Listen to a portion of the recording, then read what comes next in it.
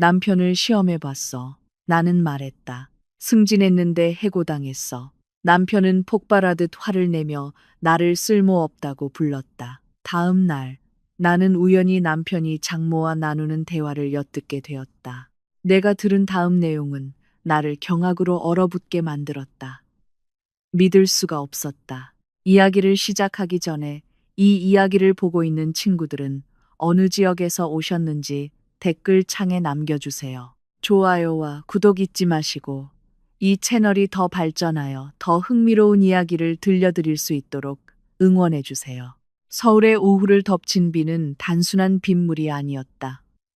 그것은 선언이었다. 강남구 테헤란로 상공의 하늘은 마치 무너져 내릴 듯 하루 종일 억눌린 분노를 쏟아내고 있었다. 나는 유럽산 고급 세단의 운전석에 앉아 거의 움직이지 않는 차량들의 바다에 갇혀 있었다. 와이퍼는 필사적으로 앞 유리를 쉴 새 없이 때리는 빗물을 닦아내려 했었고 그 속도는 내 심장 박동보다도 빨랐다. 밖에서는 경적 소리가 서로 뒤섞여 퇴근 시간 수도권 특유의 좌절의 교향곡을 만들어냈다. 앞차의 빨간 브레이크 등은 흐릿하게 번져 젖은 아스팔트에 반사되어 길고 붉은 빛의 강을 환상처럼 만들어냈다. 보통 이런 교통체증은 두통을 유발하고 내 감정을 격분시켰을 것이다. 하지만 오늘은 달랐다. 오늘 서울의 최악의 정체조차 아름답게 느껴졌다. 나는 옆자리를 흘끗 쳐다보았다. 그곳에는 내 회사 가방이 놓여 있었고 그 안에는 몇 시간 전 내 인생을 송두리째 바꾼 종이 한 장이 들어 있었다. 이사회의 결정서. 내 이름, 김서연은 이제 내가 지난 8년간 몸담아온 다국적 기업의 동남아시아 지역 마케팅 이사로 정식 임명되었다. 나도 모르게 미소가 지어졌다. 소리치고 싶었다.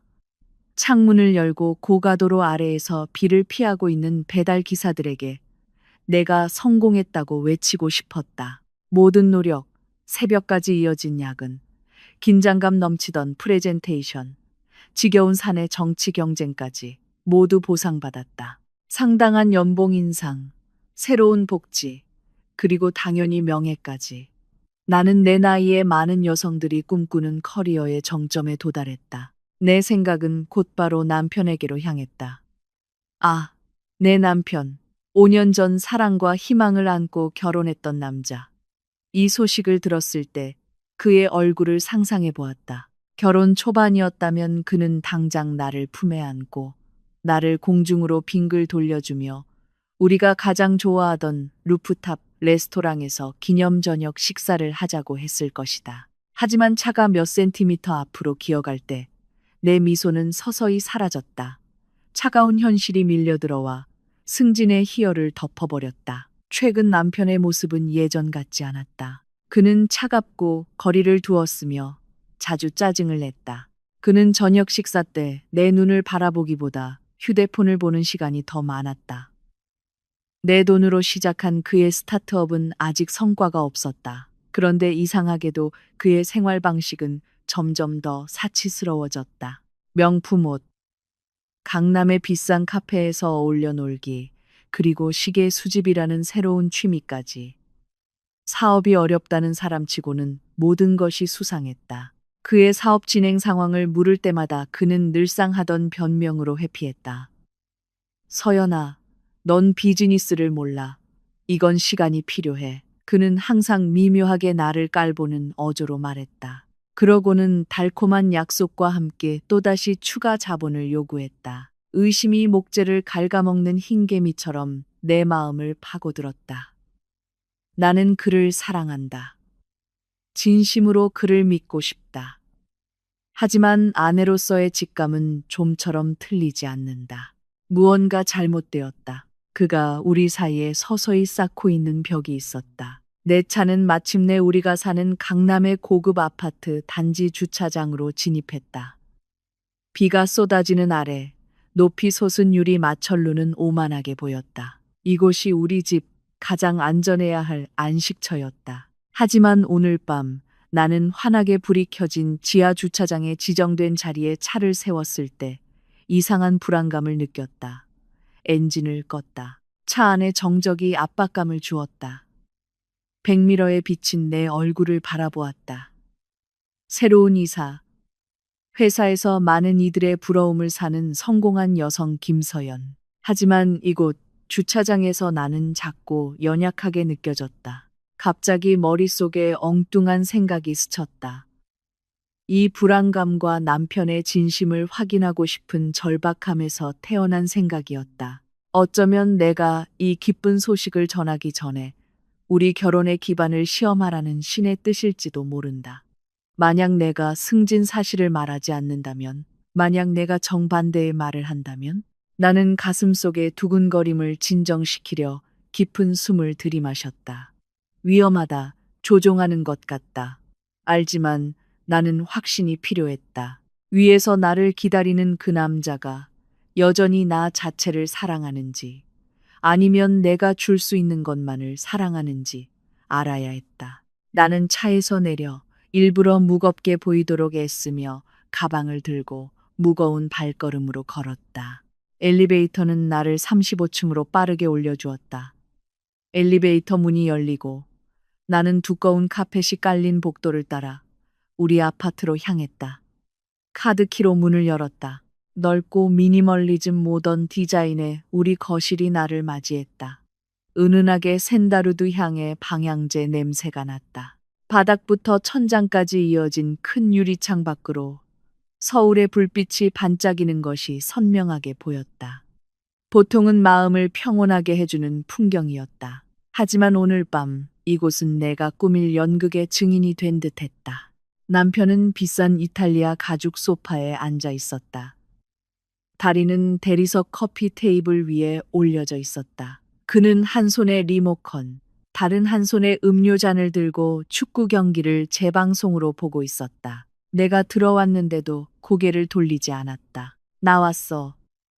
나는 일부러 힘없고 갈라진 목소리로 말했다. 그는 화면에서 눈을 떼지 않은 채 웅얼거렸다. 응, 평소보다 늦었네. 차 막혔어?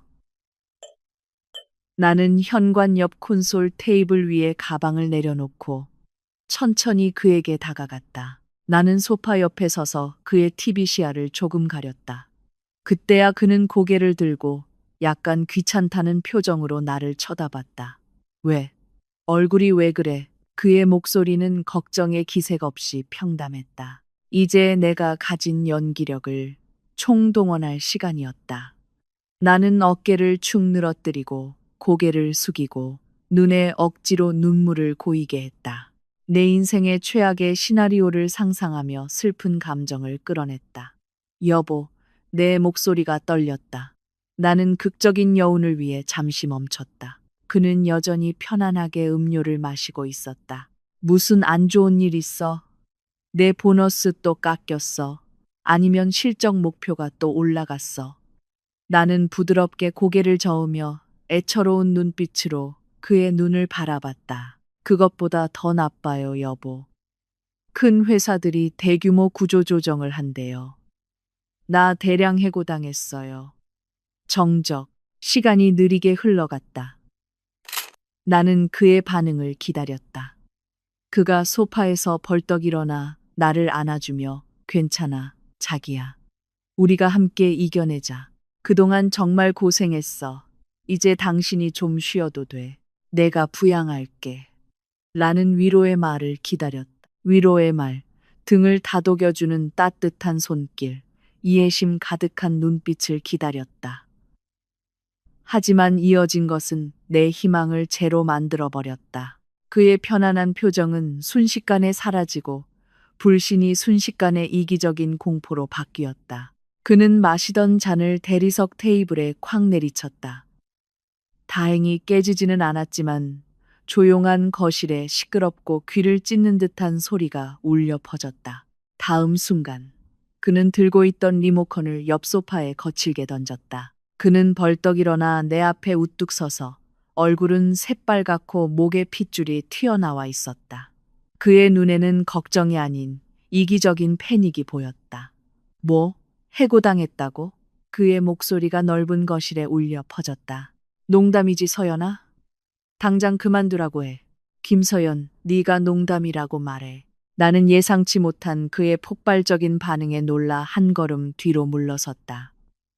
억지로 흘리려던 눈물이 이제는 두려움과 상처 때문에 정말로 눈가에 고였다. 진짜예요. 여보, 오늘이 마지막 날이에요. 어떻게 해야 할지 모르겠어요. 정말 모르겠어요. 그는 비싼 구두에 묻은 흙처럼 나를 내려다보며 허리에 손을 얹었다. 정신은 차려? 그럼 내 차 할부는 어떻게 해? 응? 이제 겨우 1년 됐잖아. 이 아파트 대출금도. 우리 생활비가 얼마나 드는데. 당신이 백수 되면 누가 낼 건데? 그의 입에서 나오는 모든 말이 내 심장에 박히는 비수 같았다. 그는 내 기분에 대해 묻지 않았다. 커리어를 망치는 소식을 들은 후 내가 괜찮은지 묻지 않았다. 가장 먼저 유일하게 그가 신경 쓴 것은 그의 고급차 할부와 자신의 생활 방식이었다. 여보, 나 다시 일 구하면 되죠. 내 목소리는 이제 연기가 아니라 정말로 떨리고 있었다. 경력직이니까 금방 구하겠죠. 다시 일 구해? 그는 비웃는 어조로 말을 잘랐다. 요즘 내 연봉만 받고 이사급 자리 구하는 게 쉬운 줄 알아? 당신은 이제 늙었어, 서연아. 젊고 싼 값에 일할 애송이들이 경쟁자라고. 그는 답답함에 얼굴을 거칠게 쓸어내리며 내 앞에서 왔다 갔다 했다. 젠장. 왜 이렇게 일을 제대로 못해? 사장한테 아부라도 잘하지. 왜 정리해고를 당해? 내 사업 어려운 거 알잖아? 당신은 버팀목이 되어야지 짐이 되면 안 돼. 나는 그 자리에 얼어붙었다.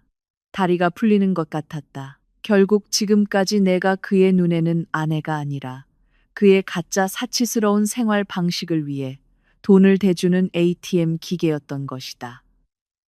죄송해요, 여보. 내가 쥐어짜낼 수 있었던 말은 그것뿐이었다. 눈물이 흘렀다. 실제로 일자리를 잃은 슬픔 때문이 아니라 내 결혼에 대한 환상을 잃은 슬픔 때문이었다. 그는 걸음을 멈추고 전에 본 적 없는 역겨움이 담긴 눈으로 나를 쳐다봤다. 돈 못 낸다고. 먹여 살릴 수 없다고. 됐어. 비켜봐. 얼굴만 봐도 머리 아프니까. 그는 소파에 다시 몸을 던지고 리모컨을 거칠게 집어들어 귀가 먹먹할 정도로 소리를 높였다. 마치 내 존재를 묻어버리려는 것처럼 말이다. 나는 몇 순간 동안 그곳에 서서 지난 5년간 내 옆에서 잠들었던 남자의 뒷모습을 바라보았다. 밖에 비는 더욱 거세게 내렸다. 내 마음을 짓밟은 폭풍우와 박자를 맞추듯이. 그날 밤 우리의 차가운 고급 아파트에서 나는 한 가지를 깨달았다. 이사 김서연은 오늘 기업 세계에서 승리했을지 몰라도 김서연이라는 아내는 결혼 생활에서 처참하게 패배한 것이다. 그리고 이것은 진짜 악몽의 시작일 뿐이었다. 그날 밤은 내 인생에서 가장 긴 밤이었다. 나는 남편과 등을 맞대고 우리 킹사이즈 침대의 한쪽에서 누워 있었다. 넓은 침대 위 우리 사이의 거리는 끝없는 바다처럼 느껴졌다. 하루 종일 일하고 저녁에 감정적인 드라마를 겪은 후 몸은 극도로 피곤했지만 눈은 감기지 않았다. 내 머릿속은 미친 듯이 돌아가며 남편이 뱉은 잔인한 말, 경멸의 눈빛, 고함 소리를 되감았다. 일을 제대로 못해. 내 차 할부는 어떻게 해? 얼굴만 봐도 머리 아프니까.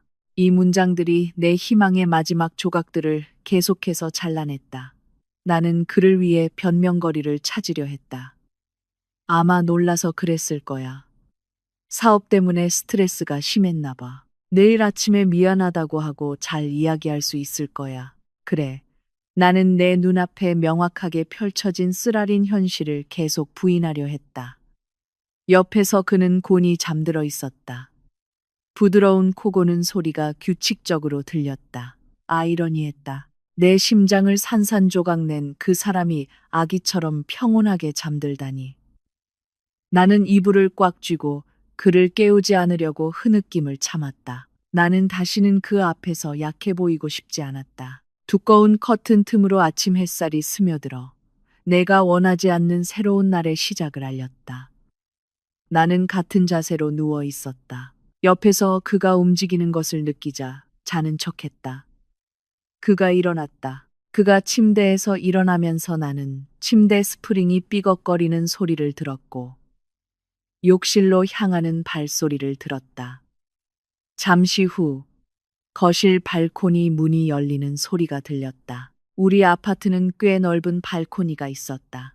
붐비는 서울의 전경을 정면으로 바라보고 있었다. 예전에는 아침에 그가 이곳에 앉아 내가 사준 자동 에스프레소 머신에서 나온 비싼 커피를 마시며 아이패드로 비즈니스 뉴스를 보는 척하곤 했다. 나는 계속 누워 조용히 마치 깊이 잠든 사람처럼 호흡을 조절했다. 아파트의 아침 정적은 작은 소리들을 더 잘 들리게 했다. 작은 테이블에 커피잔을 놓는 소리가 들렸다.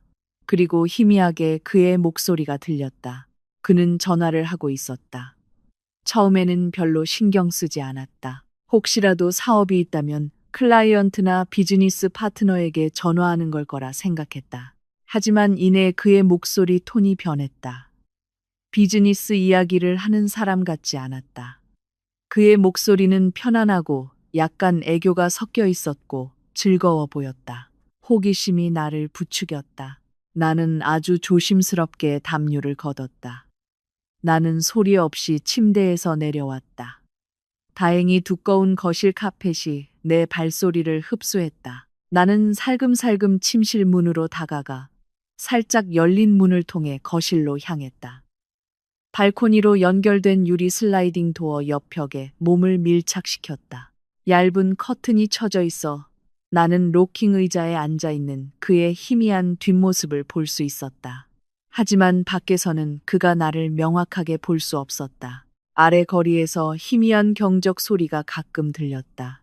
하지만 아침 교통량이 아직 많지 않아 통화 내용을 꽤 명확하게 들을 수 있었다. 네, 엄마. 정말요? 그가 작게 웃으며 말했다. 그 웃음소리에 내 뱃속이 뒤틀렸다. 그는 자기 엄마와 통화 중이었다. 장모님, 박 여사님과 어젯밤에 집에 와서 울면서 대량 해고당했다고 하더라고요.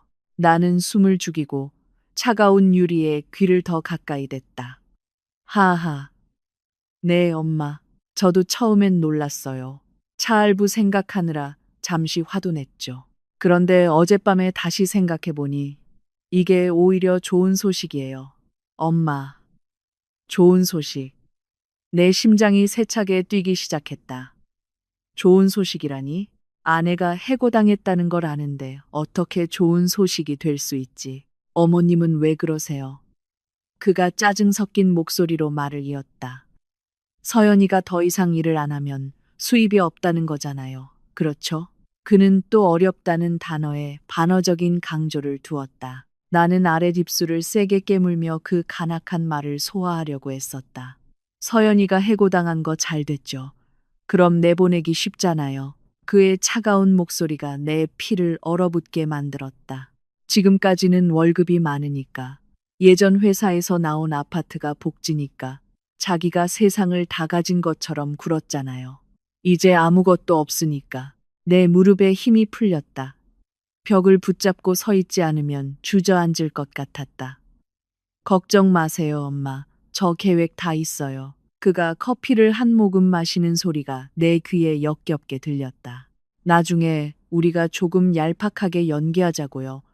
불쌍한 척하고 남은 비상금으로 약간의 퇴직금을 줘야죠. 시골에 있는 부모님 댁으로 돌아가라고 해서 서울에서 멀리 떨어진 곳에서 마음을 정리하게 해야죠. 내 눈에서 눈물이 멈출 수 없었다. 슬픔의 눈물이 아니라 타오르는 분노의 눈물이었다. 늘 방문하고 내 성공을 칭찬하며 새 가방을 사달라고 했던 장모님의 상냥한 모습 뒤에 나를 내쫓으려는 음모가 숨겨져 있었던 것이다. 하지만 가장 큰 충격은 아직 오지 않았다. 남편의 다음 말은 모든 것을 무너뜨렸다. 네, 엄마, 빨리 해야죠. 이렇게 좋은 아파트가 비어 있으면 아깝잖아요. 이 아파트는 이제 엘리사에게 줄 거예요. 엘리사, 그 이름이 내가 예전에 그에게만 주었던 다정함으로 그의 입에서 흘러나왔다. 들어본 적 없는 낯선 이름이었지만 순식간에 내 모든 혈관에 빠르게 퍼지는 독처럼 느껴졌다. 엘리사. 다른 여자. 그리고 그가 말하는 방식으로 보아 평범한 불륜이 아니었다. 더 깊은 무언가가 있었다. 내가 힘들게 이룬 내 집, 내 인생, 모든 것을 빼앗을 자격이 있다고 그들이 느끼게 만드는 무언가였다. 나는 떨리는 걸음으로 발코니 문에서 천천히 물러섰다. 침실로 돌아와 침대에 올라가 담요를 온몸까지 끌어당겼다. 몸이 심하게 떨렸다. 추워서가 아니라 충격 때문이었다. 내가 알던 세상이 완전히 무너져 내렸다.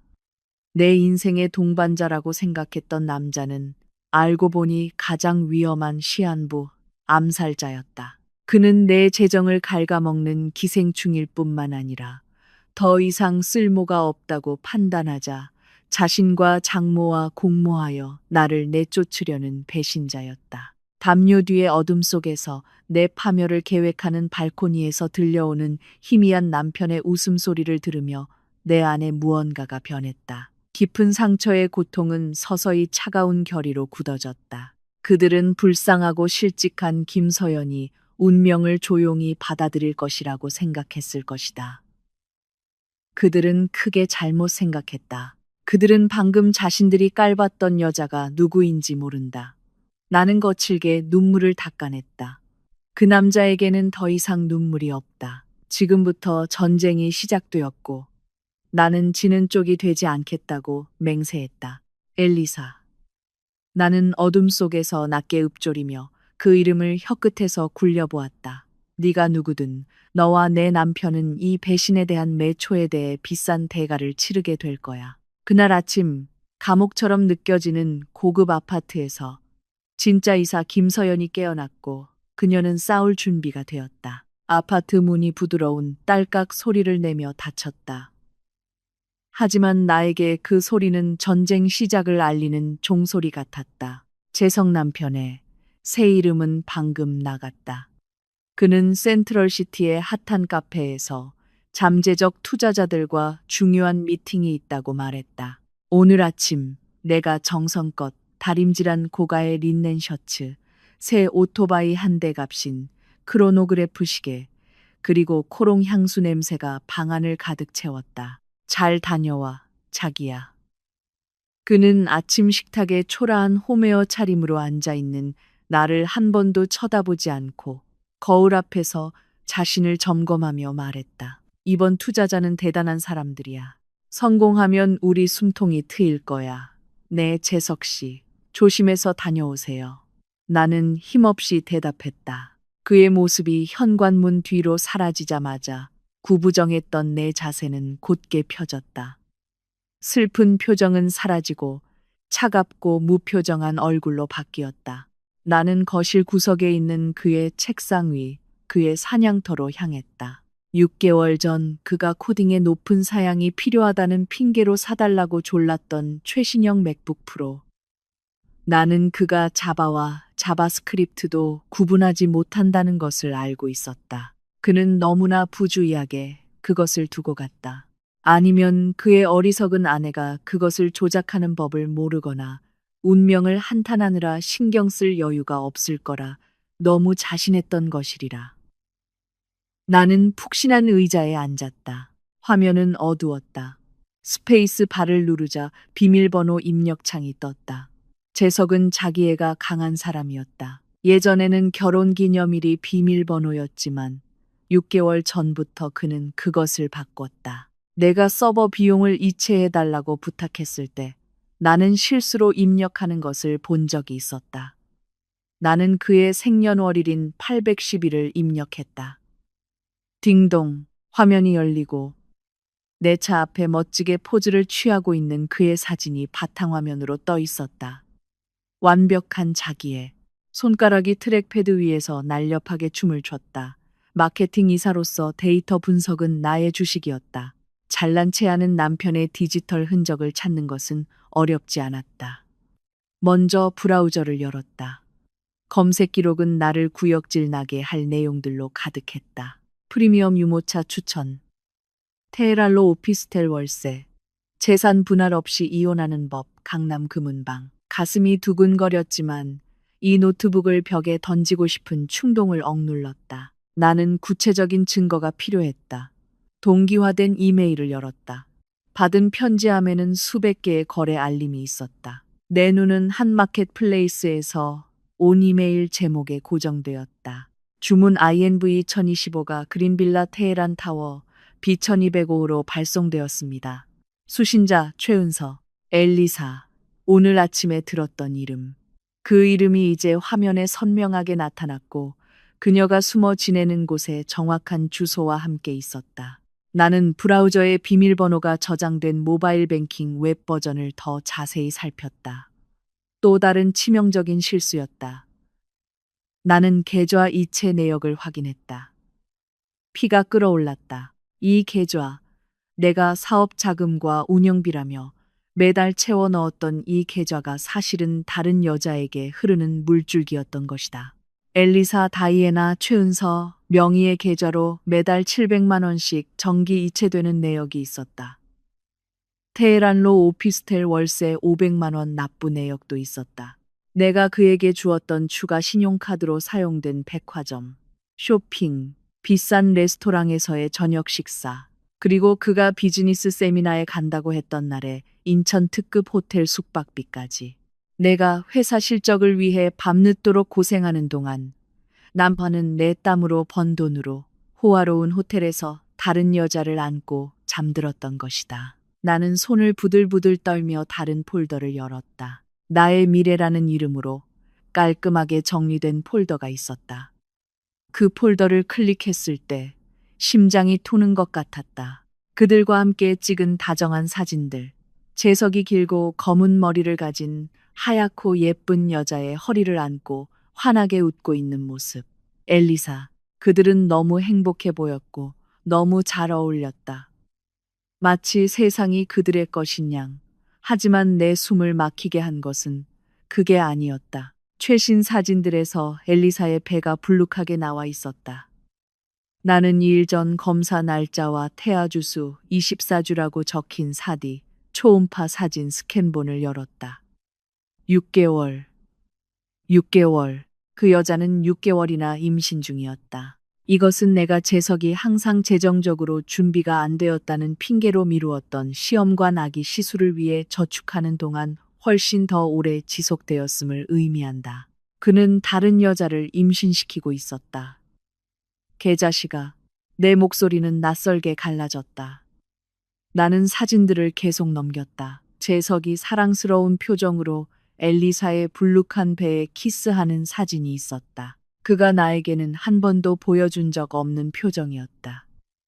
아기 침대를 고르는 사진도 있었다. 엘리사가 두 줄이 그어진 임신 테스트기를 들고 우리의 작은 기적이라는 캡션이 편집된 셀카 사진도 있었다. 기적. 이것은 내 파괴를 기반으로 지어진 재앙이었다. 다른 폴더에서는 디지털 문서들을 발견했다.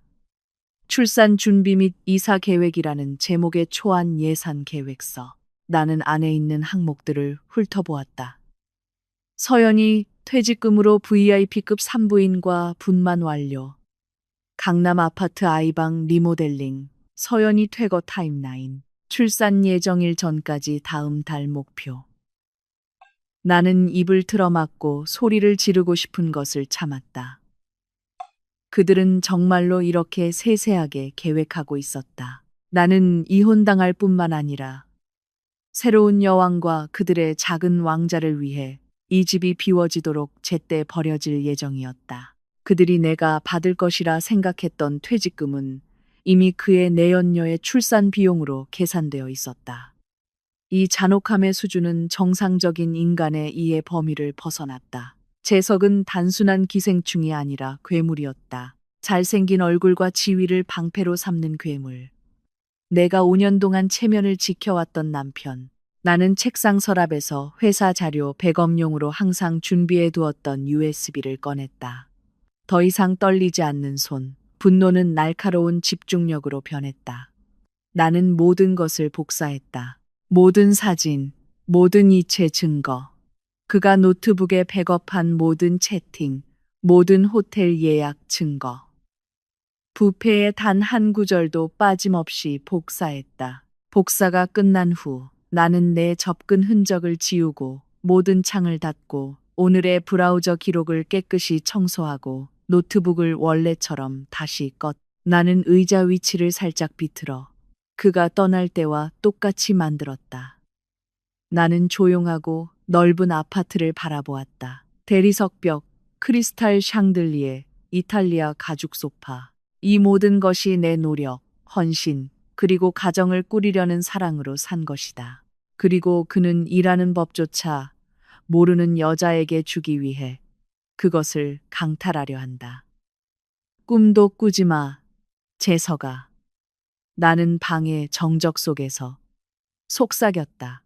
네가 부자 아빠가 될 행복한 시간을 즐겨. 곧 네가 불장난을 한 상대가 얼마나 무서운지 깨닫게 될 테니까. 그날 울보 김서연은 완전히 죽었다. 그 아파트에 남은 것은 자신의 운명을 완전히 장악한 여성이었다. 기생충은 자신이 이겼다고 생각할지 모르지만 그는 자신이 이제 포식자로 변한 숙주 안에서 살고 있다는 사실을 잊었다. 재석의 노트북 내용을 폭로한 지 일주일이 지났다. 일주일이 한 세기처럼 느껴졌다. 우리 아파트는 강남에서 가장 조용하고 가장 위선적인 연극 무대로 변했다. 나는 이사 역할을 픽사상을 받은 배우만큼 헌신적으로 연기했다. 매일 아침 나는 아르마니 블레이저와 내가 가장 아끼는 보트 슈즈를 입었다. 나는 낡은 무늬가 있는 잠옷이나 헐렁한 티셔츠를 입었다. 평소 깔끔하게 드라이했던 머리는 값싼 머리핀으로 대충 묶었다. 얼굴에는 화장기 없이 일부러 눈 밑에 섀도우로 어두운 그림자를 만들어 잠을 못 자고 심하게 스트레스 받은 것처럼 보이게 했다. 재석 씨, 장 볼 돈이 다 떨어졌어요. 그날 아침 그가 직접 산 수입 토스트를 먹고 있을 때 나는 말했다. 그는 나를 쳐다본 다음 내 엉망인 국그릇을 쳐다봤다. 뭐, 방금 20만 원 줬는데 왜 이렇게 낭비벽이 심해? 일도 못하면서 돈도 헤프고 며칠 전만 해도 우리 둘이 저녁 식사 한 번에 200만 원을 썼는데 쌀 샀어요. 재석 씨.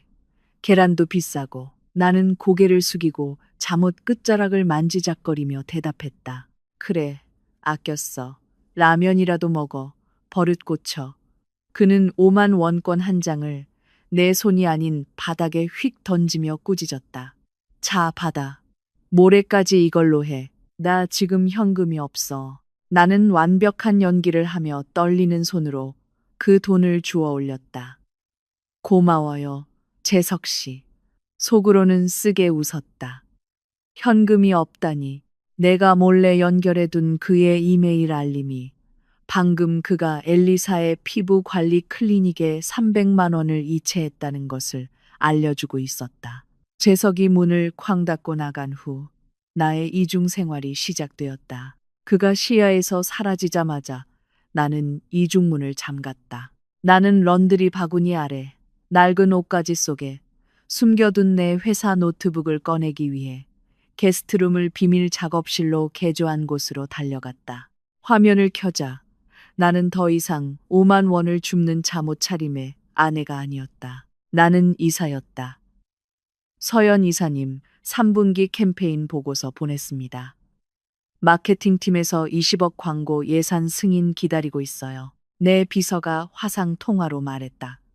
나는 잠옷 위에 블레이저를 걸쳤다. 고마워, 리나. 모두 승인했지만 디지털 광고 배치를 수정해야겠어. 나는 우리가 강남 테헤란로 지역을 장악하길 원해. 내 목소리는 아까 재석에게 냈던 비참한 징징거림과는 확연히 다른 권위가 있었다. 수십억 원짜리 프로젝트를 관리하는 동시에 나는 개인 프로젝트도 진행했다. 기생충 박멸 프로젝트. 나는 온라인으로 구매한 초소형 CCTV 3대를 설치했다. 하나는 거실에, 하나는 그가 장모와 통화하던 발코니 근처에, 그리고 하나는 입구 쪽을 향하게 했다. 작고 미세한 나사못과 연기 감지기 모양이라 일반인의 눈에는 감지할 수 없었다. 매일 저녁 나는 그 결과를 수확했다. 녹화 영상은 고통스러운 즐거움이었다. 나는 그가 자신을 위한 명품 쇼핑백을 들고 집에 돌아와 차 트렁크에 숨기는 것을 보았다. 그가 우리 아파트 가구를 보여주며 엘리사와 영상 통화하는 것을 보았다. 나중에 이 낡은 소파는 버리고 크림색으로 바꾸자. 그게 더 심미적일 거야. 엘리사의 목소리가 애교 있게 들렸다. 알았어, 자기. 저 기생충만 나가면 네가 원하는 대로 다 꾸밀 수 있어. 여기가 우리 집이 될 거니까. 재석이 웃으며 대답했다. 기생충. 그는 자신의 생활비를 대주는 정당한 아내를 기생충이라고 불렀다. 어느 날 저녁 비가 다시 세차게 내렸다. 재석이 평소보다 일찍 퇴근했다. 나는 식탁에 앉아 아무것도 넣지 않은 맹숭맹숭한 즉석 라면을 먹고 있었다. 내 드라마를 위한 필수 소품. 저렴한 MSG 냄새가 방 안을 가득 채웠다.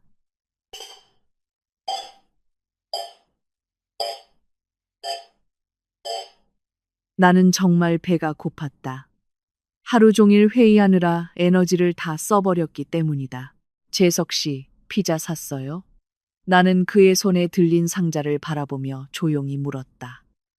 그는 나를 쳐다본 다음 내 라면 그릇을 쳐다봤다. 입꼬리가 비웃음처럼 올라갔다.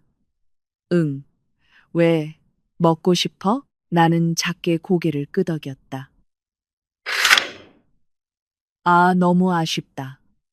그는 상자를 열어 치즈가 녹아내리는 김이 나는 피자 한 조각을 집었다. 이건 내가 제일 좋아하는 미트러버인데 나 혼자 먹을 만큼만 샀어. 당신은 지금 실업자 신분인데 피자 먹는 건 안 어울리지. 그는 소파에 앉아 넷플릭스를 보며 피자를 개걸스럽게 먹었고 일부러 크게 씹는 소리를 냈다. 그는 나를 고문하는 것을 즐겼다. 내가 고통스러워하는 모습, 굶주리는 모습, 정신적으로 무너지는 모습을 보고 싶어 했다. 그의 승리는 나의 몰락이었다. 나는 이미 차갑게 식은 라면을 다시 입으로 가져갔다. 맛은 밍밍했고 내 결혼 생활처럼 싱거웠다. 하지만 한 젓가락을 씹을 때마다 힘이 생겼다. 많이 먹어, 재석아. 내 아이의 음식을 누릴 수 있을 때 마음껏 즐겨. 곧 내가 애걸복걸하게 될 테니 라고 속으로 외쳤다. 그가 너무 많이 먹고 잠든 밤 나는 다시 노트북을 열었다. 이번에는 일이 아니라 반격 계획을 세우기 위해서였다. 나는 그의 장모님 박 여사와의 대화 증거를 모두 모았다. 그가 샤워하러 간 사이 잠금 해제된 채 침대 위에 남겨진 휴대폰에서 복사한 카카오톡 대화 내용 중 하나였다. 박 여사는 장문의 메시지를 보냈다. 재석아, 엄마가 가짜 박사님께 여쭤봤어. 서연이를 내쫓을 좋은 날은 큰 비가 올 때라더라. 불행은 물에 씻겨 내려가야 하니까 다음 주 내내 비 예보가 있더라. 마음 단단히 먹고 죄책감을 느끼게 해. 일을 제대로 못해서 자기가 잘못한 거라고 느끼게 해. 재산 분할을 요구하지 못하게 해야 해. 그 재산은 엘리사 뱃속의 우리 손주 몫이야. 나는 마른 눈으로 화면을 응시했다. 더 이상 눈물은 없었다. 내 마음은 이미 돌처럼 굳었다. 작년에 내가 사들인 귀금속, 작년에 내가 비용을 지불했던 성지순례 비용까지, 내가 존경했던 장모님이 사실은 이 모든 일의 영적인 배우였던 것이다. 노트북을 닫았다. 내 눈은 벽에 걸린 디지털 달력에 멈췄다. 일기예보가 맞았다. 다음 주에는 서울에 폭풍우가 몰아칠 것이다. 좋아요, 박 여사님. 재석 씨. 나는 어둠 속에서 나직이 중얼거렸다. 당신들이 큰 비가 내리는 날을 결정의 날로 원한다고요? 당신들이 잊지 못할 폭풍을 선사해 줄게요. 나는 휴대폰을 꺼내 대학 때부터 친했던 회사 변호사에게 짧은 문자를 보냈다. 루디, 자산 동결 서류와 이혼 소장 준비해줘. 그리고 건물 보안팀에 연락해. 다음 주 쇼를 위해 그들의 도움이 필요해. 답장이 빠르게 들어왔다. 알겠습니다, 사장님. 바로 처리할게요. 나는 다시 남편 옆에 누웠다. 그는 또 코를 골고 있었다. 잘 자, 여보. 엘리사와 함께하는 호화로운 삶의 꿈을 즐겨. 왜냐하면 당신이 깨어날 때 현실은 그 어떤 악몽보다도 세게 당신을 강타할 테니까. 서울의 하늘은 오늘 내가 보여줄 연극의 대본을 이해하는 듯 했다. 구름은 낮고 두껍고 짙은 검은색으로 드리워져 마치 분노를 땅에 쏟아낼 준비가 된 것 같았다. 아침부터 멀리서 천둥 소리가 서로 뒤섞여 우리 가정의 마지막 막을 위한 섬뜩한 배경음을 만들었다. 나는 우리 침실 중앙에 서서 바닥에 펼쳐진 큰 여행 가방을 바라보았다. 그 안에는 내가 평소에 잘 입지 않던 낡은 옷들만 챙겨 넣었다. 비싼 명품 옷들과 고급 가방 컬렉션은 먼지를 탈까봐 이미 창고의 보관 상자에 옮겨 놓았다. 지난주에 우울한 척 연기하기 시작했을 때 재석이 방으로 들어왔다. 그는 기쁨의 빛, 승리의 빛을 감추지 못한 채 가벼운 발걸음으로 들어왔다. 그는 단정한 폴로 셔츠와 면바지를 입었다. 마치 집안의 쓰레기를 버리고 난 후 위대한 손님을 맞을 준비가 된 것처럼. 다 됐어, 서연아. 그가 부드럽게 물었다. 가짜 부드러움. 그의 목소리는 늙고 아픈 애완동물을 안락사시키려는 의사의 말 같았다. 다시 돌아오려면 귀찮아지잖아. 나는 낡은 티셔츠를 천천히 접으며 작게 고개를 끄덕였다. 네, 재석 씨. 거의 다 챙겼어요. 그는 침대 가장자리에 앉아 인위적으로 길게 한숨을 내쉬었다. 솔직히 말하면 당신을 이렇게 떠나보내는 건 정말 힘들어. 하지만 어쩌겠어. 우리 경제 상황이 지금 엉망이잖아. 내 사업도 시련을 겪고 있고, 그리고 당신도 알다시피 지금 당신 상태가 이렇잖아. 우리가 둘이서 이 생활 수준을 유지할 수는 없어. 나는 그의 얼굴에 침을 뱉고 싶은 충동을 억눌렀다. 내 사업이 시련을 겪고 있다니. 어제 나는 그의 신용카드 청구서에서 금팔찌 10g 구매 내역을 봤는데. 미안해요, 재석 씨. 제가 짐이 됐어요. 나는 갈라진 목소리로 말했다. 그 말은 마지막 미끼였다. 아니야, 괜찮아. 그게 다 재난이지, 뭐. 그는 너무 빨리 대답했다. 그는 바지 주머니를 뒤져 두꺼운 갈색 봉투 하나를 꺼냈다. 그는 나에게 그것을 내밀었다. 여기 약간의 돈이 있어. 내가 낡은 시계를 팔려고 했어. 이 돈은 네가 장인 장모님 댁으로 돌아갈 때 쓰렴. 버스비, 길에서 먹을 것, 그리고 거기서 작은 가게라도 열어서 시작할 미천으로. 나는 봉투를 받았다. 가볍게 느껴졌다. 그의 눈에 비친 내 가치만큼 가볍게 500만 원. 내가 그의 생활비를 대고 차를 사주고 수억 원의 사업 자금을 대주었지만 사라진 돈을 갖게 하고 이 고급 아파트의 모든 청구서를 지불한 후에 말이다. 그는 나를 500만 원으로 버렸다. 그리고 낡은 시계를 팔았다는 거짓말까지. 그 시계는 여전히 그의 서랍에 있었다. 오늘 아침에 봤다. 이 돈은 분명 내가 낸 추가 신용카드 한도에서 현금으로 인출한 돈일 것이다. 고마워요, 재석 씨. 나는 무미건조하게 말했다. 그래, 이제 가자, 서연아. 기차역까지 택시 잡아줄게. 재석 씨는 나중에 투자자 미팅 때문에 못 데려다 주니까. 그는 내가 떠나기를 안달이 났다. 그는 분명 엘리사와 약속을 잡았을 것이다. 나는 여행 가방의 지퍼를 길게 치익 소리를 내며 닫았다. 그리고 똑바로 섰다. 깊은 숨을 들이마시며 내 폐에 용기를 가득 채웠다. 가면을 벗을 시간이었다. 택시는 필요 없어요, 재석 씨. 내가 말했다. 내 목소리는 변했다. 더 이상 슬픔의 떨림도 망설임도 없었다. 내 목소리는 이제 이사 회의를 주재할 때처럼 맑고 차갑고 힘이 넘쳤다. 재석은 문 앞에 멈춰서서 당황한 얼굴로 고개를 갸웃거렸다. 무슨 소리야? 뭘 타고 가려고? 걸어간다고는 하지 마. 나는 대답하지 않았다. 나는 그를 지나쳐 넓은 거실로 걸어갔다. 내 걸음은 단호했고 턱은 높이 들려 있었다. 재석은 당황하며 나를 따라왔다. 서연아, 어디가? 출구가 저쪽이야. 그는 현관 쪽을 가리켰다. 나는 우리가 자랑스러워하던 긴 대리석 식탁 앞에 딱 멈춰 섰다. 테이블 위에는 내가 점심을 준비해 놓지 않았다. 아침에 그가 샤워하는 동안 나는 작은 전시회를 준비해 두었다. 나는 그것을 세틴 테이블보로 덮어두었다. 나는 빠르고 극적인 동작으로 테이블보를 잡아당겼다. 테이블 위에는 세 가지 물건이 깔끔하게 전시되어 있었다. 마치 법정의 증거물처럼. 첫째, 내 회사 로고가 금색으로 박힌 검은색 가죽 파일.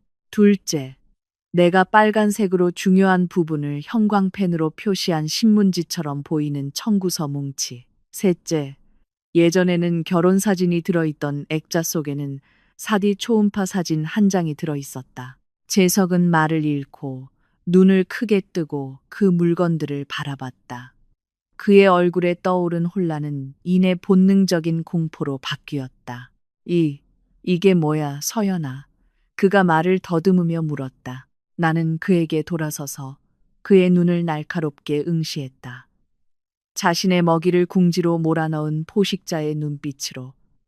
그게 진짜 작별 선물이에요. 당신의 5만 원짜리 잔돈이 아니라. 재석은 앞으로 걸어 나와 손을 떨며 검은색 파일을 잡았다. 그는 그 안에 글자를 더듬으며 읽었다.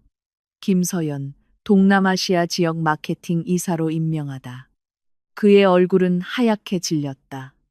그는 나를 올려다보며 입을 벌렸다. 뭐라고? 당신 해고당했다고 했잖아? 나는 비웃듯이 입꼬리를 살짝 올렸다. 눈은 웃지 않는 미소였다. 그게 재석 씨의 시험이었어요. 충성심 테스트. 그리고 당신은 완전히 낙제예요. 점수 0점. 재석은 말이 막혔다. 그의 느린 두뇌는 이 정보를 처리하려고 애쓰고 있었다. 다른 것도 읽어봐. 내가 차갑게 명령했다. 그는 더욱 떨리는 손으로 청구서 뭉치를 집어들었다. 그의 눈은 내가 표시한 줄들을 따라 움직였다. 엘리사 다이애나에게 700만 원 송금. 테헤란로 오피스텔 월세 500만 원 납부. 신세니티 백화점 350만 원. 인천 특급 호텔 420만 원. 그의 관자놀이에 식은땀이 흐르기 시작했다. 그 종이들은 그의 손에서 미끄러져 대리석 바닥에 흩어졌다. 그는 한 걸음 뒤로 물러서다가 식탁 의자에 부딪혔다. 그리고 마지막으로 나는 턱으로 사진 액자를 가리켰다. 당신 아이, 엘리사는 24주 된 남자아이를 임신했어요. 밖의 천둥 소리보다도 더 크게 정적이 이 방을 폭발시켰다. 재석은 순수한 공포로 나를 바라보았다. 마치 유령을 본 것 같았다. 그가 자신과 어머니와 함께 치밀하게 계획했던 비밀이 내 앞에서 완전히 벗겨진 것이다. 서연아, 내가 설명할게. 그의 목소리는 쥐어짜는 듯했다. 아까 그 위압감 넘치던 남편의 모습은 사라졌다. 설명할 게 뭐가 있어. 내가 날카롭게 말을 잘랐다. 당신이 오늘 나를 내쫓으려고 했던 이유, 이 아파트를 내 정부에게 주려고 했던 이유, 당신과 내 엄마가 몇 달 동안 이 모든 것을 계획했다는 거? 아니, 그게 아니야. 오해야. 재석은 반사적으로 변명하려 했다. 나는 웃었다.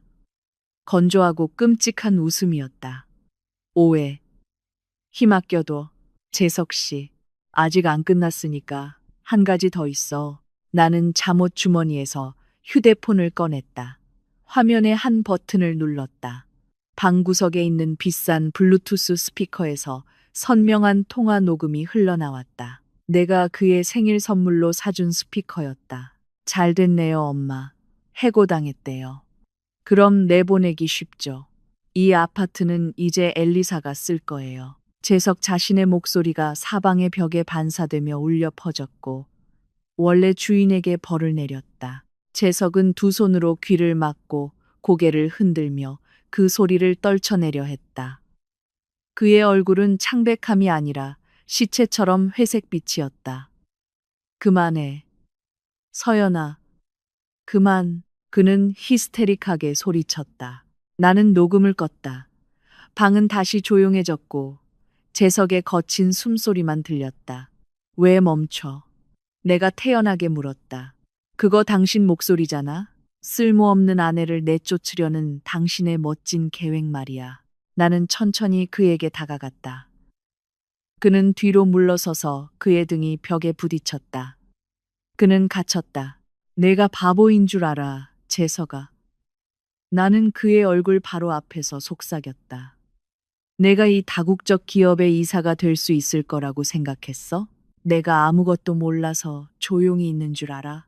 나는 당신의 무덤을 파고 있었을 뿐이야. 재석은 주저앉았다. 다리가 몸을 지탱할 수 없었다. 그는 바닥에 주저앉아 나를 애처롭게 쳐다보았다. 그의 눈가에 악어의 눈물이 고이기 시작했다. 서연아, 용서해줘, 여보. 내가 잘못했어. 그럴 의도는 아니었어. 나를 여보라고 부르지 마. 내가 역겹다는 듯이 그를 막았다. 그 호칭은 내 더러운 입에서 나오기엔 너무 성스러워. 밖에 비는 더욱 거세게 내리쳤다. 하지만 방 안의 폭풍은 훨씬 더 거대했다. 결정의 날이 왔고 재판관의 망치는 이미 내려졌다. 재석은 자신이 약한 아내를 내쫓는 것이 아니라 잠자던 용을 깨운 것임을 깨달았다. 저기 앉아. 나는 내 맞은편 싱글 소파를 가리키며 차갑게 명령했다. 내 목소리는 더 이상 아내의 요청이 아니라 심각한 실수를 저지른 부하 직원에게 내리는 상사의 명령이었다. 아직 바닥에 주저앉아 있던 재석은 힘겹게 일어나려고 애썼다. 그는 좀비처럼 비틀거리며 그 소파로 걸어갔다. 그의 어깨는 축 늘어졌고 머리는 깊이 숙여졌다. 오늘 아침 5만 원을 바닥에 던지던 그 거만한 남자는 흔적도 없이 사라졌다. 나는 안락의자에 우아하게 다리를 꼬고 앉았다. 내가 잠옷을 입고 있었지만 이상하게도 이 잠옷 차림으로 그가 단정한 옷을 입고 있을 때보다 더 권위 있게 느껴졌다. 자, 이제 비즈니스 이야기를 해보자. 내가 차갑게 입을 열었다. 이 결혼은 더 이상 사랑에 관한 것이 아니라 당신이 벌인 이익과 손실 거래에 관한 것이니까. 재석은 얼굴을 살짝 들었고 그의 눈은 붉고 눈물로 젖어 있었다. 서연아, 제발, 우리가 고칠 수 있어.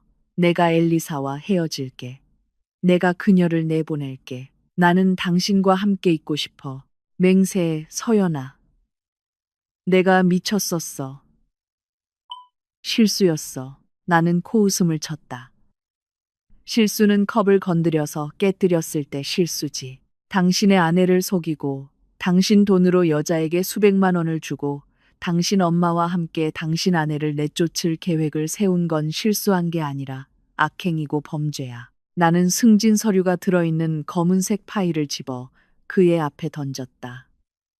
당신 방금 이 아파트를 엘리사와 함께 쓰고 싶다고 했지. 내가 물었다. 재석은 대답하지 않고 침묵했다. 대답해. 내가 소리쳤다.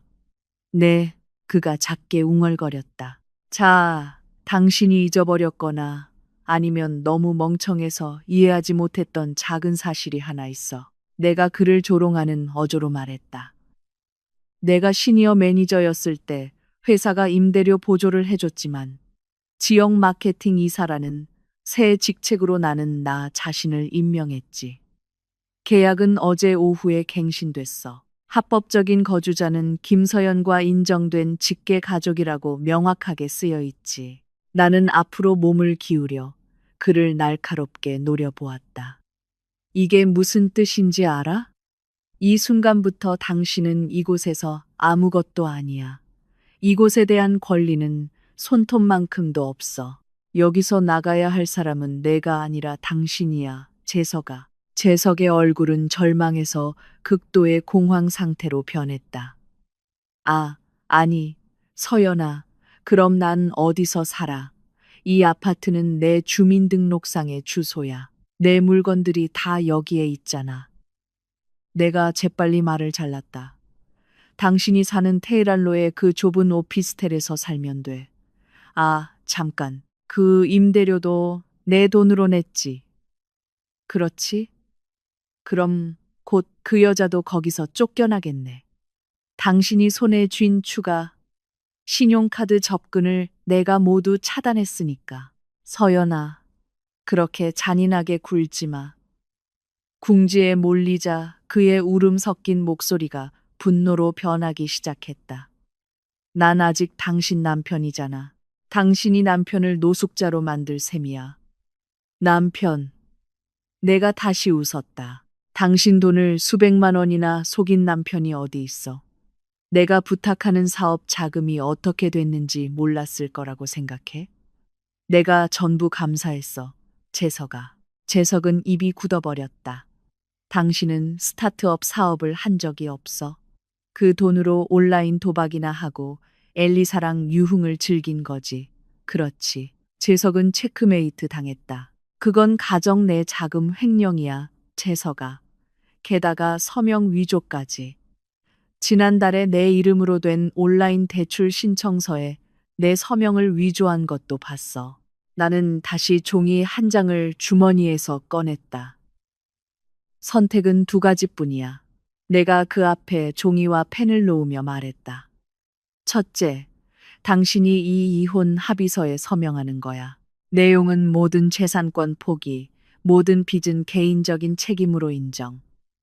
그리고 지금 당장 몸에 걸친 옷만 입고 여기서 나가는 것. 내가 잠시 멈추고 내 위협이 스며들게 했다. 아니면 둘째, 내가 지금 경찰에 전화하는 거야. 자금 횡령, 사기, 간통에 대한 완벽한 증거가 있어. 내가 당신과 엘리사가 감옥에서 아이를 낳게 할 수 있다는 걸 확신시켜 줄 수 있어.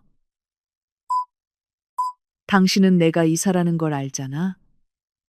당신들을 감방에서 썩게 할 수 있다고. 재석은 심하게 떨렸다. 그는 그 종이와 나를 번갈아 쳐다보았다. 식은땀이 비오듯 흘러 그의 폴로 셔츠를 적셨다. 내가 허풍을 떠는 게 아니라는 것을 그는 알고 있었다. 갑자기 그는 소파에서 미끄러져 내려와 내 발에 엎드렸다. 그는 내 발목을 꽉 껴안았다. 슬프고 역겨운 광경이었다. 서연아, 제발, 제발, 감옥에 보내지 마, 제발. 그는 울면서 말했다. 이건 다 엄마 때문이야, 서연아. 엄마가 시킨 거야. 엄마가 날 엘리사에게 소개시켜줬어. 엄마가 당신은 불임이라고 하면서 다른 여자를 찾으라고 했어. 나는 그냥 엄마 말만 들었을 뿐이야. 서연아. 나도 피해자라고. 나는 그의 다리를 걷어차서 멀리 떨어지게 했다. 역겨움이 최고조에 달했다. 일어나. 내 발 더럽히지 마. 진짜야, 서연아. 엄마가 모든 걸 조종했어. 엄마가 엘리사 월급 올려달라고 했어. 엄마가 당신을 내쫓으라고 했어. 나 말고 엄마를 탓해. 그는 계속해서 헛소리를 짓거리며 자신을 구하기 위해 자기 어머니를 버스 아래로 던졌다. 그 남자가 얼마나 비열한지 그는 나와 공모하여 나를 파괴하려고 했다. 그리고 지금 궁지에 몰리자 그는 주저없이 어머니를 버린다. 나는 누가 시작했는지는 신경 안 써. 당신은 성인 남자, 재석아. 당신은 생각이 있었어. 당신이 그 사악한 계획에 동참하기로 선택한 거야. 내가 차갑게 말했다. 지금 서명해. 아니면 경찰에 전화할 거야. 3번 센다. 나는 휴대폰을 들고 2번을 누르기 시작했다. 내 검지가 통화 버튼 위에 맴돌았다. 네, 알겠어요. 재석은 당황해서 펜을 낚아챘다. 통제 불능에 떨리는 손으로 그는 봉인된 종이 위에 서명을 했다. 그가 끝내자마자 나는 종이를 낚아챘다. 잘했어. 이제 나가. 나는 문을 가리키며 명령했다. 서연아, 내 옷들, 내 노트북은. 그는 애처롭게 물었다. 그 노트북은 당신이 내 돈으로 산 자산이야. 그러니까 내 거야. 훔친 돈의 작은 일부에 대한 보상으로. 당신 옷은 내가 쓰레기 봉투에 담아서 로비에 둘게. 지금 경비원한테 가서 가져가. 내가 소리쳤다. 내 목소리는 아파트에 울려 퍼졌다. 재석은 깜짝 놀랐다. 그는 마지막으로 나를 쳐다봤다. 내 눈에서 사랑의 마지막 조각이라도 찾으려고 했겠지만 그는 아무것도 찾지 못했다. 단단한 얼음벽만 있었다. 그는 힘없이 비틀거리며 출구로 걸어갔다. 문을 열자 거센 바람과 함께 빗물이 그의 얼굴을 쳤다. 밖의 아파트 복도는 차갑고 낯설게 느껴졌다. 그가 막 밖으로 발을 내딛자 엘리베이터에서 띵하는 소리가 들렸다. 문이 열리고 짙은 화장과 가짜 에르메스 가방을 든 중년 여성이 활짝 웃으며 나왔다. 박 여사, 그녀는 내 예측대로 정확한 시간에 도착했다. 그녀는 내가 울면서 쫓겨나는 모습을 보고 승리를 축하할 준비가 되어 있었을 것이다. 하지만 박 여사의 미소는 아무것도 들고 있지 않은 채 땀과 눈물로 흠뻑 젖어 넋이 나간 재석의 얼굴을 보자마자 사라졌다. 어머, 재석아, 왜 밖에 있어? 서연이는 어디 갔니? 박 여사가 당황하여 물었다. 나는 재석 바로 뒤에 서서 문간으로 걸어 나왔다. 나는 장모에게 다정하지만 날카로운 눈빛으로 달콤하게 미소 지었다. 안녕하세요, 박 여사님. 아쉽게도 파티는 취소되었어요. 아니, 장소가 바뀐 것 같네요. 아마 이 아이와 길가에서 축하할 수 있을 거예요. 이곳은 김서연 이사의 집이거든요. 쓰레기 처리장은 아래 로비에 있어요. 박 여사의 얼굴은 새빨갛게 달아올랐고 재석은 두 여자에게 동시에 쏟아질 분노를 마주할 생각에 고개를 떨굴 수밖에 없었다. 우리 집의 두 번째 막이 막 시작된 것이다. 고급 아파트 복도는 순식간에 좁아졌다. 복도의 중앙 냉난방 시스템에서 나오는 차가운 공기가 이 세 사람이 문간에서 만나는 지점에서 뿜어져 나오는 긴장감의 열기와 부딪혔다. 내 앞에는 장모님, 박 여사가 서 있었다. 아, 곧 전 장모님이 될 분. 그녀는 눈에 띄는 빨간색 실크 튜닉 정장을 입고 내가 그게 내 신용카드로 망가해서 산짝퉁이라는 걸 알면서도 에르메스 버킨이라고 주장하는 가방을 들고 억지로 거만한 자세로 서 있었다. 두껍게 칠한 분장 아래 그녀의 얼굴은 혼란스러워 보였다. 그녀의 시선은 내 차가운 얼굴과 아들의 넋이 나간 얼굴 사이를 오갔다. 김서연, 이게 대체 뭐야? 박 여사의 목소리가 복도의 정적을 찢으며 날카롭게 터져 나왔다. 그녀는 땀과 눈물로 흠뻑 젖은 재석을 가리켰다. 왜 재석이가 밖에 있어? 왜 저렇게 초라해? 오늘 나가야 할 사람은 당신이 아니었어? 나는 팔짱을 끼고 문설주에 편안하게 기댔다. 내 입가에는 냉소적인 미소가 떠올랐다. 박 여사님, 오신 걸 환영해요. 파티가 취소되어 정말 아쉽네요. 아니면 장소가 바뀐 걸지도 모르죠. 아마도 이 사랑하는 아들과 함께 길가에서 축하하셔야 할 것 같아요. 입 조심해. 박 여사가 쏘아붙였다. 그녀는 한 걸음 다가와 지난 5년간 그랬던 것처럼 나를 위협하려 했다. 예전이라면 나는 집안 평화를 위해 고개를 숙이고 사과했을 것이다. 하지만 오늘은 평화는 없다. 오직 전쟁뿐이다. 당신은 그저 며느리, 일을 제대로 못하는 아내일 뿐이야. 그녀는 다시 공격했다. 그녀의 손가락이 내 얼굴을 가리켰다.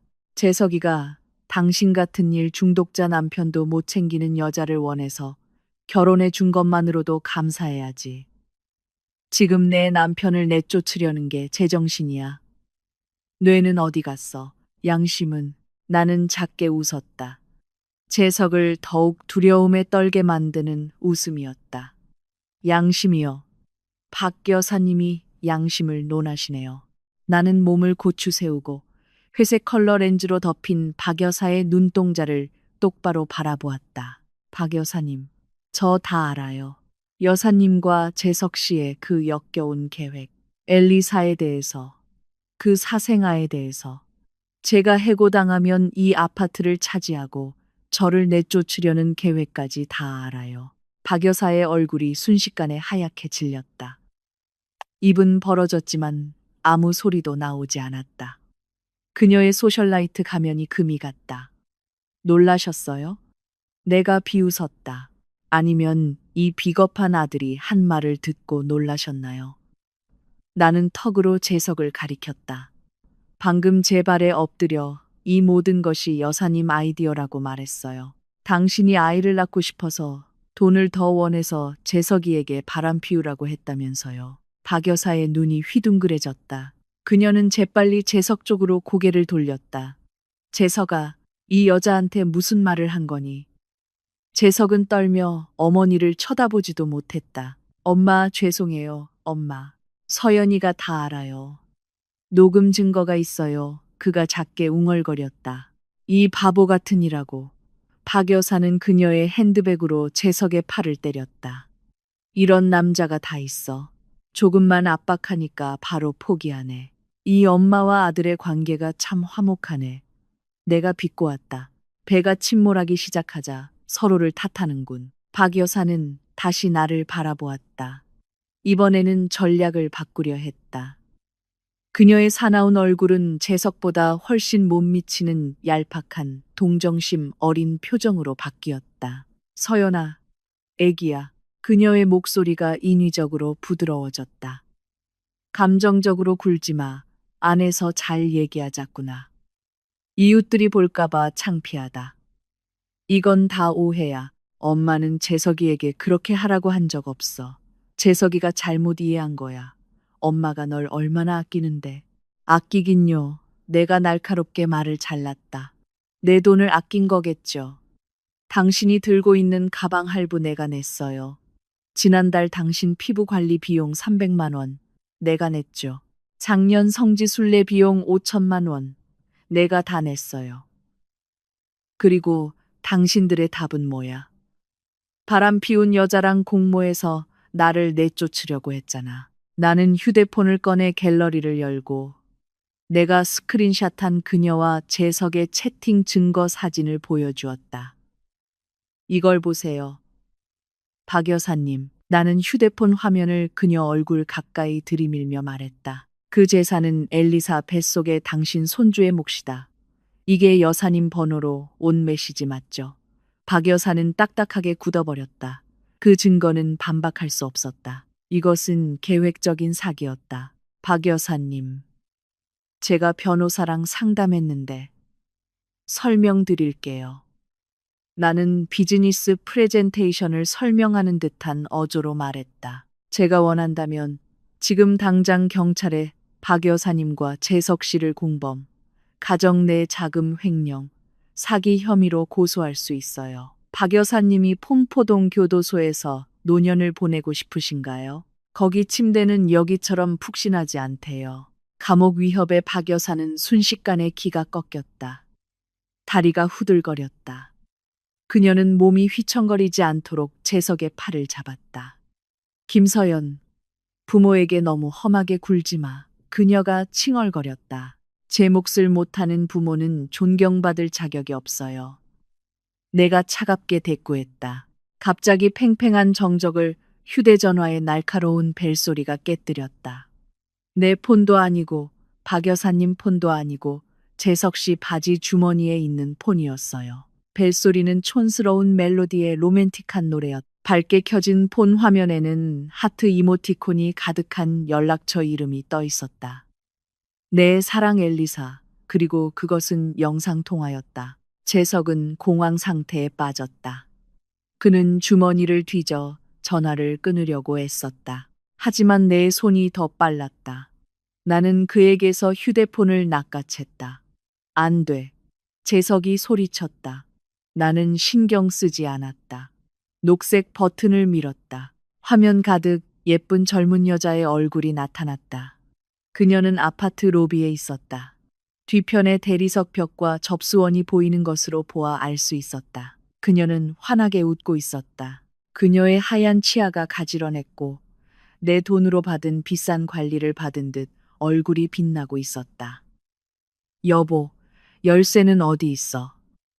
그녀가 콧소리를 내며 외쳤다. 나 지금 로비에 도착했어. 짐 들고. 접수원이 너무 까다로워. 접근 카드 없다고 올라오지 말래. 내려와서 나 좀 데리러 와. 그 할망구는 갔지. 내 피가 끓어올랐다. 그들이 나를 할망구라고 부르는 것을 듣고서 말이다. 나는 휴대폰 카메라를 내 얼굴로 향했다. 엘리사의 미소가 순식간에 사라졌다. 그녀의 눈이 놀라서 휘둥그레졌다. 그녀는 마치 자신이 잘못 연결한 것은 아닌지 확인이라도 하듯 휴대폰을 약간 멀리 떨어뜨렸다. 여보세요. 누구세요? 그녀의 목소리가 망설임으로 바뀌었다. 안녕, 엘리사. 나는 김서연이야. 나는 가장 치명적인 미소를 지으며 말했다. 당신이 말한 그 할망구지. 당신들이 훔치려 했던 아파트의 정당한 주인이고, 당신을 임신시킨 남자의 정당한 아내지. 화면 속 엘리사의 얼굴이 하얗게 질렸다. 그녀는 좌우를 두리번거리며 당황한 듯 보였다. 재석 씨 어디 있어? 나는 카메라를 복도 구석에서 울고 있는 재석에게 향했다.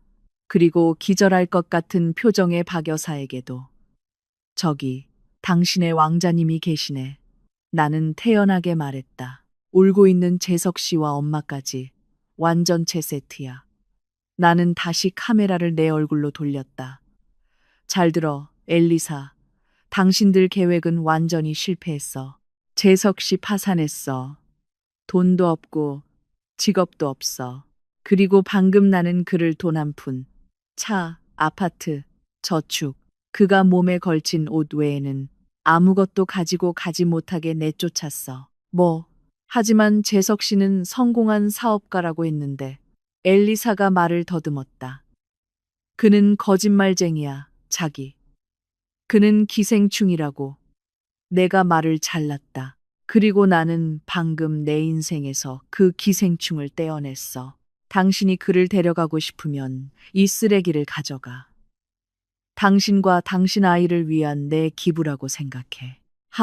하지만 그는 나한테 아파트를 사주기로 약속했어요. 엘리사가 울기 시작했다. 그에게 지금 달라고 해. 내가 말했다. 그리고 한 가지 더. 테헤랄로 오피스텔 다음 달 월세와 당신의 백화점 할부금. 내 계좌에서 자동 이체될 거라고 기대하지 마. 오늘부터 당신이 직접 내야 해. 저축해둔 돈이 충분하길 바라, 재석 씨. 엘리사는 히스테릭하게 소리쳤다. 당신 거짓말한 거야? 나는 재석이 대답할 시간을 주지 않았다. 재석 씨는 지금 위에 있어요. 곧 내려올 거예요. 내가 엘리사에게 말했다. 로비에서 기다려. 거기서 그를 주워가. 아버지가 거지가 될까봐 걱정하지 마. 대답을 기다리지 않고 나는 전화를 끊었다. 화면이 꺼졌다. 나는 휴대폰을 재석의 가슴에 던졌다. 그는 어색하게 그것을 잡았다. 여기, 당신 정부가 아래에서 기다리고 있네. 나는 무미건조하게 말했다. 이제 가. 재석은 눈물을 글썽이며 나를 쳐다봤다. 서연아, 정말 기회가 없는 거야. 제발, 가. 재석아, 내가 경고했다. 경비원 불러서 끌어내기 전에 돈줄이 완전히 끊겼음을 깨달은 박 여사는 마지막 시도를 했다. 김서연, 최소한 재석이에게 용돈이라도 줘. 아까 500만 원은 어디 갔어? 그렇게 잔인할 수 있어? 그녀는 그가 빈손으로 내려가는 것을 보라고 했다. 나는 크게 웃었다. 500만 원? 아까 그 봉투 말인가. 나는 잠시 안으로 들어가 재석이 나에게 주었던 그 갈색 봉투를 가져왔다. 나는 그들 눈앞에서 봉투를 찢었다. 붉은색 지폐들이 복도 바닥에 흩뿌려졌다. 그건 내 돈이야, 박 여사님. 내 신용카드에서 현금으로 인출한 돈이지. 그래서 내가 버릴 권리가 있어. 내가 말했다. 원하시면 저기 바닥에 있는 돈이라도 주워 가세요. 마지막 퇴직금이라고 생각하고 박 여사는 돈이 흩날리는 것을 보고 비명을 질렀다. 체면도 불구하고 그녀는 즉시 쭈그리고 앉아 돈을 탐욕스럽게 주워 담았다. 돈 아까워. 돈 아까워. 그녀는 돈을 움켜쥐며 중얼거렸다. 그 광경은 너무나 비참했다. 탐욕스러운 어머니와 척추가 없는 아들. 나는 역겨웠지만 동시에 엄청난 해방감을 느꼈다. 오랫동안 내 가슴을 짓누르던 무거운 짐이 마침내 벗겨졌다. 잘 가, 재석 씨. 박 여사님, 나는 조용히 말했다. 당신들이 선택한 삶에서 행복하길 바라요. 나는 튼튼한 원목문을 그들의 얼굴 바로 앞에서 쾅 닫았다.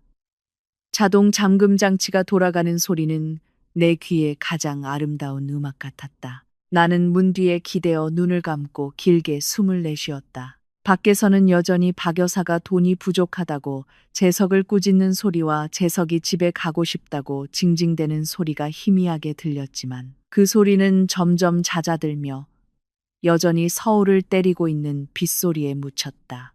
나는 넓고 호화롭고 조용한 내 아파트 중앙으로 천천히 걸어갔다.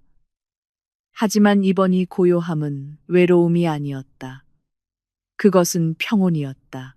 나는 튼튼한 대리석 벽, 반짝이는 크리스탈 샹들리에를 둘러보았다. 이 모든 것이 내 소유였다. 내 땀으로 이룬 것. 그리고 이제 내 돈을 빨아먹을 거머리는 더 이상 없을 것이다. 나는 혼자이지만 자유롭다. 그리고 이 자유는 내가 오랫동안 꽉 붙잡고 있던 가짜 사랑보다 훨씬 더 달콤하게 느껴졌다. 한 달 후 서울은 최고의 상태였다. 잿빛 폭풍우가 내 삶을 뒤흔들었던 한 달 전과는 대조적으로 푸른 하늘이 콘크리트 숲 위로 펼쳐져 있었다. SCBD의 초고층 빌딩 50층에 위치한 고급 카페의 구석 테이블에 나는 앉아 있었다. 내 앞에는 완벽한 라떼아트가 있는 잔에서 아직 얇은 김이 피어오르고 있었다. 옆에는 이번 달에 저명한 비즈니스 잡지가 놓여 있었다. 잡지 표지에는 내 얼굴이 선명하게 나와 있었다. 나는 우아한 흰색 블레이저를 입고 자신감 있게 미소 지으며 금색의 큰 헤드라인과 함께 올해의 여성, 위기를 딛고 동남아시아 시장을 이끄는 김서연이라고 적혀 있었다. 나는 라떼를 천천히 한 모금 마셨고 액체가 목구멍으로 흘러들어가는 따뜻함을 느꼈다. 재석의 신용카드 요금을 걱정하며 허겁지겁 마시던 커피보다 훨씬 맛있었다. 지난 한 달은 내 인생에서 가장 바쁘고 생산적인 달이었다.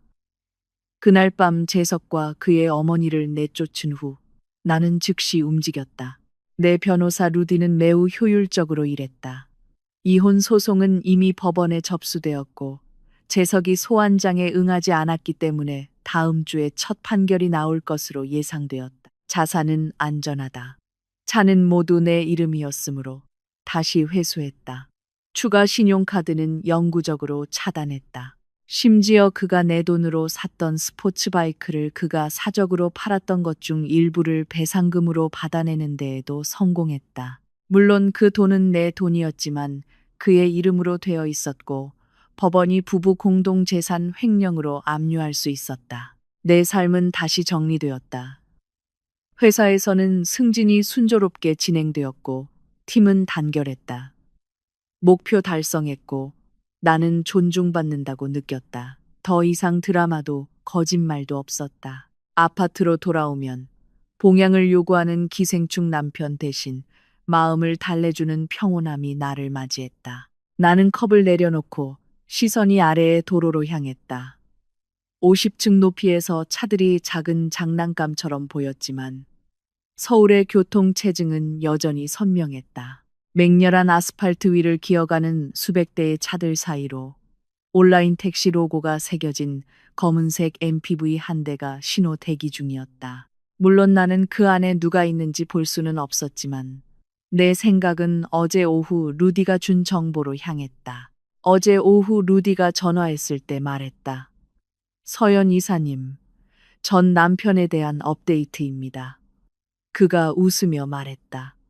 이제 택시기사로 일해요. 차는 자가용이 아니라 렌트고요. 대파 외곽의 작은 월세집에 얹혀 산대요. 나는 그 아래 차들 중 하나에 재석이 타고 있는 모습을 상상했다. 아마 렌터카의 에어컨이 시원하지 않아 땀을 흘리고 있을 것이다. 아마도 승객에게 길을 잘못 들었다고 욕을 먹거나 난폭하게 운전한다고 질책을 받고 있을 것이다. 그의 값비싼 린넨 셔츠는 분명히 팔렸을 것이다. 헐렁한 티셔츠로 대체되었을 것이다.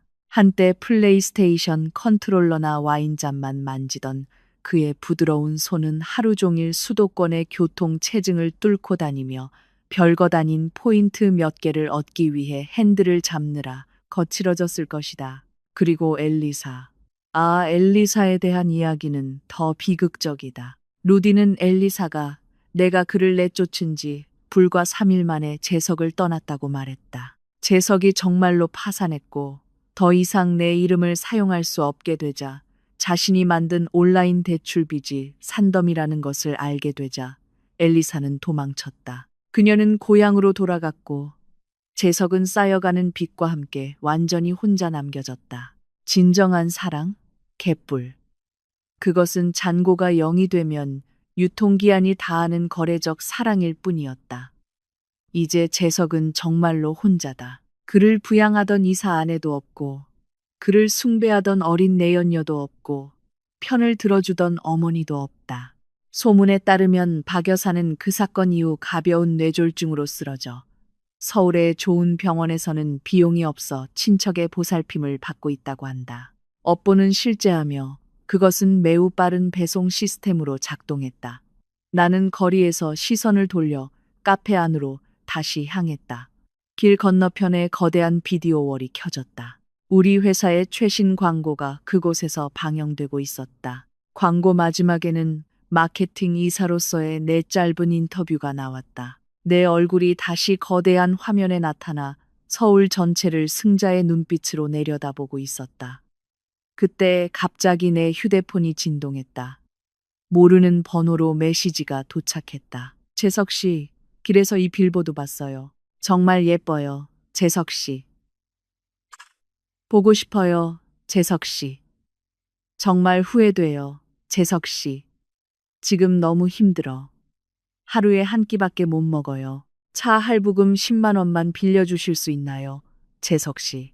돈 생기면 꼭 갚을게요. 나는 무표정하게 메시지를 읽었다. 연민도 슬픔도 심지어 분노조차도 없었다. 남아있는 것은 낯선 느낌뿐이었다. 이 사람은 누구지? 왜 나에게 그런 권리가 있다고 느끼는 거지? 예전 같았으면 눈물을 흘리며 바로 이체했을 것이다. 하지만 그때의 김서연은 배신에 의해 죽었다. 내 엄지손가락이 화면 위에서 차분하게 움직였다. 나는 답장하지 않았다.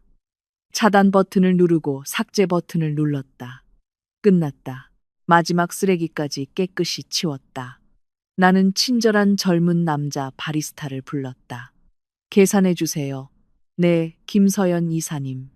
잡지에서 읽었는데 축하드려요.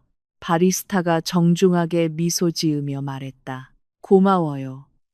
나는 진심으로 대답했다. 나는 가벼운 발걸음으로 카페를 나섰다.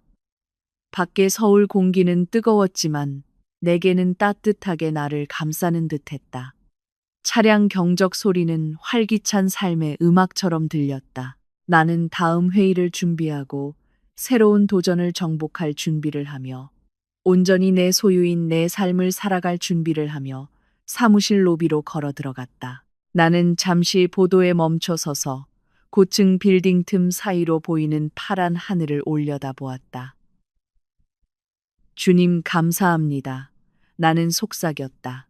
어제의 폭풍 후에도 감사합니다. 그것이 없었다면 나는 이토록 맑은 하늘을 볼 수 없었을 테니까. 나는 대리석 바닥에 단호하게 울리는 구두 소리를 내며 사무실 건물 안으로 들어섰다. 딱, 딱, 딱. 자신의 운명을 완전히 통제하는 여자의 리듬이었다. 재석과 그 어두웠던 과거는 가끔 힐끗 보는 작은 백미러에 불과했다. 하지만 내 초점은 이제 넓게 펼쳐진 앞 유리와 그 앞에 아름답게 뻗어있는 서울의 긴 길에 완전히 맞춰져 있었다. 서울은 이렇게 아름다웠던 적이 없었다. 그리고 나, 김서연은 이제 내 인생 최고의 장을 막 시작했을 뿐이었다.